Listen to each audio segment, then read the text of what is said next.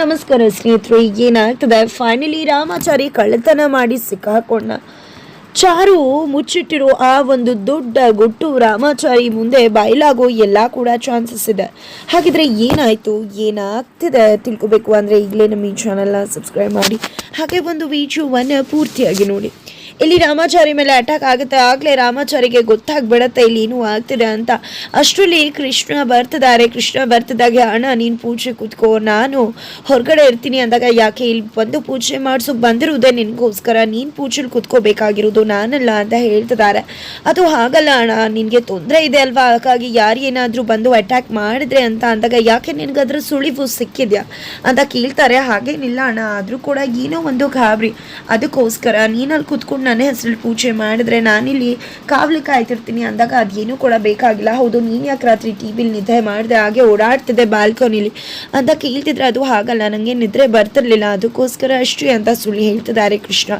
ಸರಿ ಆಯಿತು, ನೀನು ಅನ್ಕೋಬೇಡ, ನನಗೇನೂ ಕೂಡ ಆಗಲ್ಲ, ಅವತ್ತೇನೋ ನನ್ನ ಮೂಸಲ್ ಜಾಲಕ್ಕೆ ಸಿಕ್ಕಾಕ್ಸಿದ್ರು, ಹಾಗಾಗಿ ಅಷ್ಟೆಲ್ಲ ತೊಂದರೆ ಆಯಿತು. ಇವಾಗ ನಾನು ಯಾರೂ ಕೂಡ ಏನೂ ಮಾಡ್ಕೊಳಕ್ಕಾಗಲ್ಲ, ನಿನ್ನ ಹೆಸರಲ್ಲಿ ನಡೀತಿರೋ ಪೂಜೆ ನೀನೇ ಕೂತ್ಕೋಬೇಕು ಬಾ ಅಂತ ಹೇಳಿ ರಾಮಾಚಾರಿ ಪೂಜೆ ನಡೀತಿರೋ ಜಾಗಕ್ಕೆ ಕರ್ಕೊಂಡು ಹೋಗ್ತಾರೆ. ನಂತರ ಅಲ್ಲಿ ಪೂಜೆ ನಡೀತಾ ಇದೆ. ರಾಮಾಚಾರಿ, ಇಲ್ಲ ನಾನೇ ಈಗ ನನ್ನ ಕುಟುಂಬನ ಎಲ್ಲರನ್ನ ಕೂಡ ಕಾಪಾಡಬೇಕು, ಅವ್ರು ಯಾಕೆ ಏನು ಮಾಡೋಕೆ ಬಂದಿದ್ದಾರೆ ಅಂತ, ಯಾರ ಮೇಲೆ ಅಟ್ಯಾಕ್ ಮಾಡೋಕೆ ಬಂದಿದ್ದಾರೆ ಅಂತ ಗೊತ್ತಾಗ್ತಿಲ್ಲ, ಕೃಷ್ಣನ ಮೇಲೆ ನನ್ನ ಮೇಲೆ ಅಂತ, ನಾನು ನನ್ನ ಕುಟುಂಬನ ಕಾಪಾಡಲೇಬೇಕು ಅಂತ ಮೆಲ್ಲಗೆ ಅಲ್ಲಿಂದ ಎದ್ದು ಹೋಗ್ಬಿಡ್ತಾರೆ. ಇಲ್ಲಿ ಕೃಷ್ಣಗೆ ಗೊತ್ತಾ ಇಲ್ಲ. ಅಷ್ಟರಲ್ಲಿ ಕೃಷ್ಣ ಕೂಡ ನೋಡಿದಾಗ ಅಣ್ಣ ಕಾಣಿಸ್ತಿಲ್ಲ. ತಕ್ಷಣ ಅಣ್ಣ ಎಲ್ಲೂ ಹೋದ ಅಂತ ನೋಡ್ಕೊಂಡು ಹೋಗೋಕೆ ಮುಂದಾದರೆ, ಇಲ್ಲಿ ಪುರೋಹಿತರು ಪೂಜೆಯಿಂದ ಯಾವುದೇ ಕಾರಣಕ್ಕೂ ಹೇಳ್ಬಾರ್ದು, ಕುತ್ಕೋಪ ಅಂತ ಹೇಳ್ತಿದ್ದಾರೆ. ಜೊತೆಗೆ ಇಲ್ಲಿ ಕೃಷ್ಣಗೆ ಕಾನ್ಸಂಟ್ರೇಟ್ ಮಾಡೋಕೆ ಆಗ್ತಿಲ್ಲ.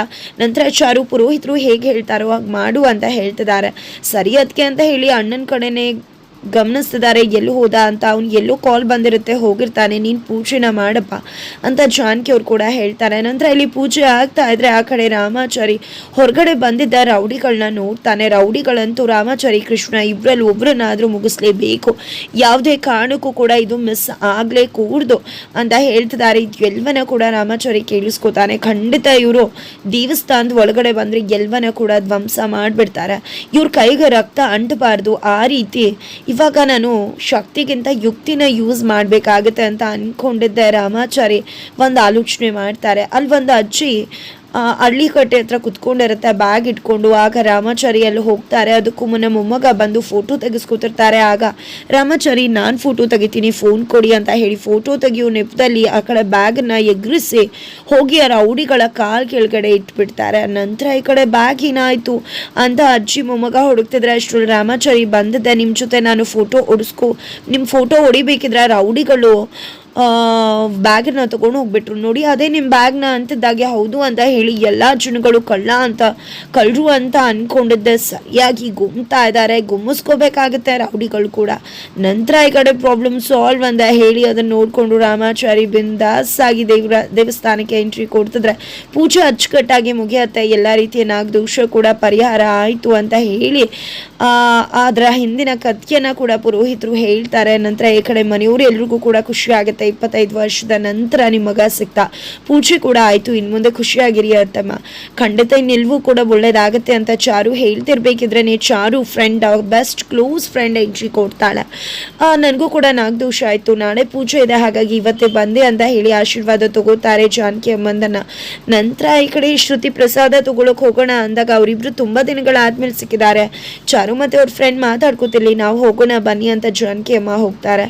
ನಂತರ ಇಲ್ಲಿ ಫ್ರೆಂಡ್ ಮತ್ತೆ ಚಾರು ಇಬ್ರು ಕೂಡ ಮಾತಾಡ್ತಿದ್ದಾರೆ. ಅದನ್ನೆಲ್ವನ ಕೂಡ ದೀಪ ದೂರದಲ್ಲಿ ನಿಂತ್ಕೊಂಡು ಕೇಳಿಸ್ಕೊತಿದ್ದಾಳೆ. ನಂತರ ಈ ಕಡೆ ಹೇಗಿದೆಯಾ, ಚೆನ್ನಾಗಿದೆಯಾ, ಮನೆಯವರೆಲ್ಲ ಹೇಗಿದ್ದಾರೆ ಅಂತ ಫ್ರೆಂಡ್ ಕೇಳ್ತಿದ್ರೆ ಎಲ್ಲರೂ ಕೂಡ ಚೆನ್ನಾಗಿದ್ದಾರೆ.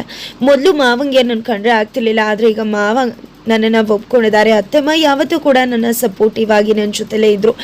ಮೊದಲು ಎಲ್ರಿಗೂ ಕೂಡ ನನ್ನ ಕಂಡ್ರೆ ಆಗ್ತಿರ್ಲಿಲ್ಲ, ಈಗ ಎಲ್ಲರೂ ಕೂಡ ನನಗೆ ಎಷ್ಟು ಇಷ್ಟಪಟ್ಟು ಪ್ರೀತಿ ಮಾಡ್ತಾರೆ ಗೊತ್ತಾ ಅಂತ ಹೇಳ್ತಿದ್ದಾರೆ. ನಿಮ್ಮ ಅಕ್ಕ ವೈಶ್ವಕ ಅಂದಾಗ ನಮ್ಮ ವೈಶ್ವಕ ಅಕ್ಕ ಕೂಡ ತುಂಬ ಬದಲಾಗಿದ್ದಾರೆ. ಅದರಲ್ಲೂ ಪ್ರೆಗ್ನೆಂಟ್ ಆದಮೇಲಂತೂ ಖಂಡಿತ ಫುಲ್ ಚೇಂಜ್ ಆಗಿಬಿಟ್ಟಿದ್ದಾರೆ, ಎಷ್ಟು ಒಳ್ಳೆಯವರಾಗಿದ್ದಾರೆ ಗೊತ್ತಾ, ನಾನು ಅಕ್ಕ ಸ್ವಂತ ಅಕ್ಕ ತಂಗಿರ್ತಾರೆ ಇದ್ದೀವಿ ಅಂತ ಹೇಳ್ತಿದ್ದಾರೆ. ಜೊತೆಗೆ ನಾನು ರಾಮಾಚಾರಿನ ಪಡೆಯೋದಕ್ಕೆ ತುಂಬಾ ಪುಣ್ಯ ಮಾಡಿದೆ ಅಂದಾಗ, ನೀನು ಪುಣ್ಯದಿಂದಲ್ಲ, ಅದು ನಿನ್ನ ಬುದ್ಧಿವಂತಿಕೆಯಿಂದ ಸಿಕ್ಕಿದ್ದು. ಯಾಕೆ ಹೇಳು, ನೀನು ನಿನ್ನ ಬುದ್ಧಿನ ಯೂಸ್ ಮಾಡಿದ್ರಿಂದ ರಾಮಾಚಾರಿನ ನೀನು ಮದುವೆ ಆಗೋಕ್ಕೆ ಸಾಧ್ಯವಾಗಿದ್ದು ಒಂದು ಸುಳ್ಳು ಹೇಳಿದ್ರಿಂದ ಅಂತ ಹೇಳ್ತಿದ್ದಾಗೆ ದೀಪಾಗೆ ಶಾಕ್ ಆಗುತ್ತೆ. ನಂತರ ಈ ಕಡೆ ಚಾರು, ಹೌದು ನಾನು ರಾಮಾಚಾರಿ ಬೇಕು ಅಂತ ಆಫೀಸಲ್ಲಿ ಅಪ್ಕೋತದೆ ಎಲ್ಲ ಮಾಡ್ತಿದ್ದೆ, ಆದರೆ ಅವನು ಯಾವುದೇ ಕಾರಣಕ್ಕೂ ಕೂಡ ನನ್ನ ಕಡೆ ಗಮನ ಕೂಡ ಕೊಡ್ತಿರ್ಲಿಲ್ಲ. ಹಾಗೆ ಮಾಡಬೇಕಿದ್ರೆ ಕೆಮಿಕಲ್ ನನ್ನ ಕಣ್ಣಿಗೆ ಬಿದ್ದು ನನ್ನ ಕಣ್ಣಿಗೆ ಡ್ಯಾಮೇಜ್ ಆಯಿತು, ಕಣ್ಗಳು ಹೊರಟೋಯ್ತು. ಇದರಿಂದಾಗಿ ರಾಮಾಚಾರಿ ನನ್ನಿಂದನೇ ಆಯಿತು ಅಂತ ತುಂಬ ಅಂದರೆ ತುಂಬ ಗಿಲ್ಟ್ ಫೀಲ್ ಮಾಡ್ಕೊಂಡ. ಹಾಗಾಗಿ ಆಶ್ರಮ ಕೂಡ ಕರ್ಕೊಂಡು ಹೋದ. ಎಲ್ಲವನ್ನ ಕೂಡ ನನ್ನ ಬಗ್ಗೆ ಇದ್ದಿದ್ದು ಕೋಪ, ದ್ವೇಷ ಎಲ್ಲವನ್ನ ಕೂಡ ಮರೆತು ನನ್ನನ್ನು ತುಂಬ ಚೆನ್ನಾಗಿ ನೋಡ್ಕೊಂಡ. ನನಗೆ ಗೊತ್ತಿತ್ತು ನನ್ನ ಇಷ್ಟು ಚೆನ್ನಾಗಿ ನೋಡ್ಕೋತಿರೋನು ಕಂಡಿಲ್ಲ ಅಂತ ನೋಡ್ಕೋತಿದ್ದಾನೆ, ಅವನಿಂದ ತಪ್ಪಾಗಿದೆ ಅಂತ ಒಮ್ಮೆಲೆ ನನ್ನ ಕಣ್ಣು ಬಂದ್ಬಿಟ್ರೆ ಖಂಡಿತ ನನ್ನ ಅಮ್ಮನ ಹತ್ರ ಕರ್ಕೊಂಡು ಹೋಗ್ಬಿಟ್ಟು ನಾನು ಮಾಡಿರೋ ತಪ್ಪನ್ನ ನಾನೇ ಸರಿಪಡಿಸಿದ್ದೀನಿ ಅಂತ ಹೇಳಿ ಬಿಟ್ಬಿಡ್ತಾನೆ ಹೊರತು ಇನ್ನೆಂದೂ ಕೂಡ ರಾಮಾಚಾರಿ ನನ್ನ ಜೊತೆ ಇರಲ್ಲ ಅಂತ. ಆದರೆ ರಾಮಾಚಾರಿ ಬಿಟ್ಬೋದಕ್ಕೂ ಶಕ್ತಿ ನನಗಿರಲಿಲ್ಲ, ಅದಕ್ಕೋಸ್ಕರ ಸುಳ್ಳನ್ನು ಹೇಳಬೇಕಾಯ್ತು. ಅದರ ನಡುವೆ ನಮ್ಮಮ್ಮ ವಿಕಾಸ್ ಬಾಗೇರಿಗೆ ಮದುವೆ ಮಾಡ್ತೀನಿ ಅನ್ನೋ ಪ್ರಪೋಸಲ್ ಕೂಡ ಇಟ್ಟಿದ್ರು. ಅದಕ್ಕೋಸ್ಕರ ದೇವ್ರ ಹತ್ರ ಕೇಳ್ಕೊಂಡೆ, ನಾನು ರಾಮಾಚಾರಿನ ಯಾವುದೇ ಕಾರಣಕ್ಕೂ ನನ್ನಿಂದ ದೂರ ಮಾಡಬೇಡ ಅಂತ. ಆಗ ದೇವ್ರು ತಾಳಿನ ವರವ ಕೊಟ್ಟ. ಆಗಲೇ ಡಿಸೈಡ್ ಮಾಡಿದೆ, ದೇವ್ರ ಇಚ್ಛೆ ಕೂಡ ಆಗಿದೆ ನನ್ನ ರಾಮಾಚಾರಿ ಮದುವೆ ಆಗೋದು ಅಂತ. ಹಾಗಾಗಿ ನನಗೆ ಕಣ್ಗಳು ಕೂಡ ಬಂತು, ಆದರೆ ರಾಮಾಚಾರಿಗೆ ಗೊತ್ತಾಗ್ಲಿಲ್ಲ ನನಗೆ ಕಣ್ಗಳು ಬಂದಿದೆ ಅಂತ. ಅದನ್ನ ಇಟ್ಕೊಂಡು ನಾನು ಸತ್ತೋಗ್ಬಿಡ್ತೀನಿ, ಕಣ್ಣಿಲ್ದಿರೋ ಬದುಕು ಯಾಕೆ ಬೇಕು, ಯಾರು ನನ್ನ ಜೀವನ ಕೊಡ್ತಾರೆ ಅಂತಿದ್ದಾಗೆ ಯಾಕೆ ಹೇಳ್ತಿದ್ರ ಮೇಡಮ್, ಆ ರೀತಿ ಎಲ್ಲ ಅನ್ಕೋಬೇಡಿ ಅಂತ ಹೇಳ್ತಿದ್ದಾಗ ನಾನು ನೀನು ಮದುವೆ ಆಗ್ತೀಯಾ ಅಂದಾಗ ರಾಮಾಚಾರಿ ಸರಿ ಆಯಿತು ನಾನೇ ಬಾಳ್ ಕೊಡ್ತೀನಿ ಅಂತ ಕೊಟ್ಟ. ಆದರೆ ಅವನು ನನಗೆ ಕಣ್ಣಿಲ್ಲ ಅಂತ ಅನ್ಕೊಂಡು ಕೊಟ್ಟ. ನಿಜವಾಗ್ಲೂ ನನಗೆ ಕಣ್ಣಿದೆ ಅಂತ ಗೊತ್ತಿದ್ರೆ ಅವನೇ ನನ್ನ ಮನೆ ಕರ್ಕೊಂಡೋಗಿ ಬಿಟ್ಟು ಬರ್ತತ್ತ. ಅದಕ್ಕೋಸ್ಕರನೇ ಸುಳ್ಳು ಹೇಳಿದ್ದು, ಅದರಿಂದ ಯಾವುದೇ ರೀತಿ ಕೆಟ್ಟ ಉದ್ದೇಶ ಇಲ್ಲ. ಈಗಲೂ ಕೂಡ ನಂಗೆ ಭಯ ಇದೆ, ಆ ಒಂದು ಸುಳ್ಳು ಖಂಡಿತ ನಮ್ಮಿಬ್ರ ನಡುವೆ ಬೆರಕು ತಂದುಬಿಡುತ್ತಾ ಅನ್ನೋ ಭಯ ಇದೆ ಅಂತ ಹೇಳ್ತಿದ್ರೆ ಖಂಡಿತ ಯಾವುದೂ ಕೂಡ ಆ ರೀತಿ ಆಗಲ್ಲ, ಎಲ್ಲವೂ ಕೂಡ ಒಳ್ಳೇದಾಗತ್ತೆ. ರಾಮಾಚಾರಿ ನಿನ್ನ ಪ್ರೀತಿನ ಅರ್ಥ ಮಾಡ್ಕೋತಾನೆ, ನೀನೇನು ಕೆಟ್ಟ ಉದ್ದೇಶದಿಂದ ಅಲ್ಲ ಅಲ್ವಾ, ನಿನ್ನ ಪ್ರೀತಿನ ಪಡ್ಕೋಬೇಕು ಅಂತ ಈ ರೀತಿ ಮಾಡದೆ ಹೊರತು ನೀನು ಕೂಡ ಇಲ್ಲ ಅಂತ ಹೇಳಿ ಫ್ರೆಂಡ್ ಕೂಡ ಸಮಾಧಾನ ಮಾಡ್ತಾಳೆ. ಆದರೆ ಈ ಒಂದು ವಿಷಯ ಏನಾದರೂ ರಾಮಾಚಾರಿಗೆ ಗೊತ್ತಾದರೆ ನಿಜವಾಗ್ಲೂ ನೀನು ಅನ್ಕೊಂಡಾಗೆ ಆದರೆ ಏನು ಮಾಡೋದು ಅಂತ ಈ ಎಲ್ಲ ವಿಷಯನೂ ಕೇಳಿಸ್ಕೊಂಡಂತ ದೀಪ ಇಷ್ಟೆಲ್ಲ ಪ್ಲಾನ್ ಮಾಡಿ ರಾಮಾಚಾರಿ ಮಾಮನ ಮದುವೆ ಆಗಿದೆಯಾ ನೋಡು, ನಿನ್ನ ಮುಖವಾಡನ ಹೇಗೆ ಬಯಲ್ ಮಾಡ್ತೀನಿ ಅಂತ, ನಿನ್ನ ಮತ್ತೆ ಮಾಮನ್ ನಡುವೆ ಬೆರಕು ತರೋಕೆ ಇದಕ್ಕಿಂತ ಬೇರೆ ಅಸ್ತ್ರ ನನಗೆ ಬೇಕಾಗಿದೆಯಾ ಅಂತ ಹೇಳಿ ಬ್ರಹ್ಮಾಸ್ತ್ರನೇ ಯೂಸ್ ಮಾಡ್ಕೋತಿದ್ದಾಳೆ. ಹಾಗಿದ್ರೆ ಮುಂದೆ ಏನಪ್ಪಾ ಆಗತ್ತೆ, ಆ ಕಡೆ ಮಾನ್ಯತಾ ಕಳಿಸಿರೋ ರೌಡಿಗಳು ಈ ಕಡೆ ರಾಮಾಚಾರಿ ಕುಟುಂಬಕ್ಕೆ ಯಾವುದೇ ರೀತಿ ತೊಂದರೆ ಮಾಡೋದಿಲ್ವಾ? ಬಿಕಾಸ್ ಆಲ್ರೆಡಿ ಜನಗಳಿಂದ ಗೂಸಾ ತಿಂದಿರೋ ಅವರು ಇನ್ನೂ ಕೂಡ ಅಲ್ಲೇ ಇದ್ದು ಇವರಿಬ್ಬರಲ್ಲಿ ಒಬ್ಬರನ್ನ ಮುಗಿಸೋಕೆ ಮುಂದಾಗ್ತಾರ, ಅಥವಾ ಹಾಗೆ ಬಂದಿರೋ ದಾರಿಗೆ ಸುಂಕ ಇಲ್ಲ ಅನ್ಕೊಂಡು ವಾಪಸ್ ಆಗ್ತಾರ? ನಂತರ ಈ ಕಡೆ ಚಾರುವಿನ ಮದುವೆ ಸತ್ಯ ರಿವೀಲ್ ಆಗಿದೆ, ಸ್ಫೋಟಗೊಂಡಿದೆ. ಆ ಒಂದು ವಿಷಯ ರಾಮಾಚಾರಿಗೆ ಗೊತ್ತಾದ್ರೆ ಏನಾಗ್ಬೋದು, ಎಂಥ ಒಂದು ಅನಾಹುತ ಘಟಿಸ್ಬೋದು, ಅಥವಾ ವಿವೇಚನೆ ಇರೋ ರಾಮಾಚಾರಿ ಅವರು ಆ ರೀತಿ ಮಾಡಿದ್ರಿಂದಾನೇ ನನ್ನ ಇಂಥ ಹೆಂಡತಿ ಸಿಗುವಾಗಾಯ್ತು, ಇಂಥ ಹೆಂಡತಿ ಸಿಕ್ಕಿದ್ದು ಪುಣ್ಯ, ಇದೆಲ್ಲವೂ ಕೂಡ ದೇವರ ಮಹಿಮೆನೇ ಆಗಿರುತ್ತೆ, ವಿಧಿಯ ಆಟನೇ ಆಗಿರುತ್ತೆ, ಇದರಲ್ಲಿ ಯಾವುದೇ ರೀತಿ ಪಾತ್ರ ನಮ್ದಿಲ್ಲ ಅಂತ ಅನ್ಕೊಂಡಿದ್ದೆ. ಅರ್ಥ ಮಾಡಿಕೊಂಡು ಚಾರು ತಪ್ಪನ್ನ ಕ್ಷಮಿಸ್ತಾನ, ಏನಾಗುತ್ತೆ ತಿಳ್ಕೊಬೇಕು ಅಂದರೆ ಇಲ್ಲೇ ನಮ್ಮ ಈ ಚಾನಲ್ನ ಸಬ್ಸ್ಕ್ರೈಬ್ ಮಾಡಿ ಮುಂದಿನ ವಿಡಿಯೋಗೋಸ್ಕರ ರೀಚ್ ಮಾಡೋದನ್ನು ಮರಿಬೇಡಿ.